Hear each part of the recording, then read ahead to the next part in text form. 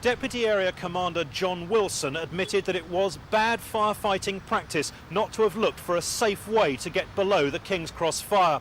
But Mr Wilson maintained that during the half an hour or so he was in charge of fighting the fire, nobody had let him know that there was a safe, smoke-free alternative entrance.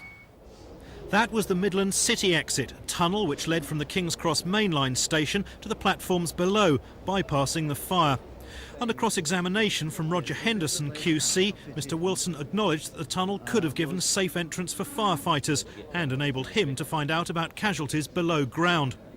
Severely injured Guardian journalist Richard Bates was brought out through the tunnel at about this time by two policemen, but still the fire brigade knew nothing about it. The inquiry inspector, Desmond Fennell QC, intervened and said there obviously was a breakdown of communications, as police and London Underground officials clearly knew what was happening. He told John Drinkwater QC, who represents the fire brigade, that it was no good saying it wasn't our responsibility, as there were a lot of people in danger of dying. Mr Wilson admitted that he wasn't even aware there was a facility in his control unit to plug in a direct line to the London Underground controller, who was in contact with those below.